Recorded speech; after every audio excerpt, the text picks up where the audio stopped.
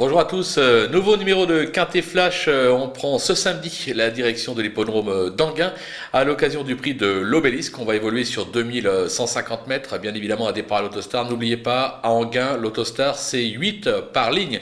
Et sans plus attendre les bases avec bien évidemment le numéro 6, World Lotalove, qui reste sur 3 succès acquis à ce niveau. C'est un cheval de grande qualité, il sera de nouveau déféré des 4. Lorsqu'il est pieds nus, il est pratiquement intouchable. Une fois de plus, c'est vraiment le cheval à battre de la course. Attention toutefois avec le numéro 3 et voilà de Muse. On va oublier son récent faux pas. C'est un cheval qui possède de la tenue mais qui possède également de la vitesse.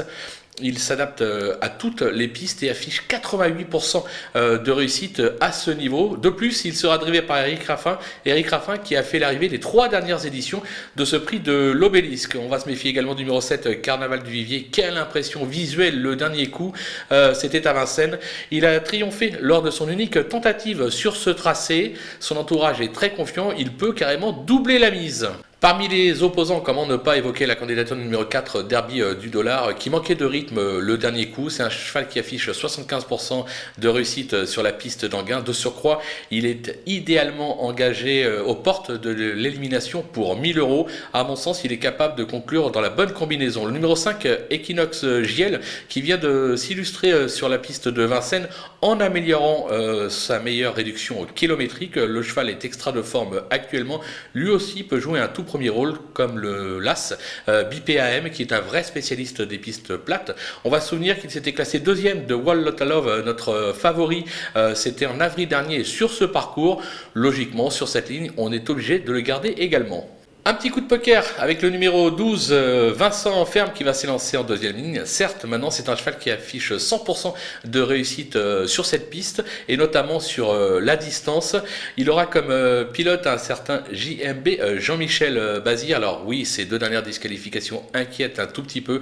Toutefois, moi je le rachète en confiance. C'est un coup de poker, comme on dit. Du côté des outsiders, attention avec le numéro 2, Conchitana Genilou, qui n'est pas de tous les jours, parfois délicate, mais les moyens sont là. Un seul bémol, elle n'a jamais vraiment réussi sur la piste d'Anguin. Toutefois, sur ce qu'elle a fait de mieux, notamment à Cannes-sur-Mer, on va s'en méfier. Le numéro 10, dénicheur du vif, qui reste sur un accessible, c'était dans un groupe au Danemark. Il se plaît sur cette piste, il excelle sur les courtes distances. Lui aussi peut venir pimenter les rapports, tout comme le numéro 8, Dacha, qui reste sur 2 disqualifications, dont une sur le parcours. Dacha, on la connaît parfaitement, elle est capable du meilleur comme du pire. Décidée, elle fera l'arrivée, sinon elle retombera dans ses travers et se montrera fautif. C'est à vous de voir si vous la retenez ou pas en bout de piste.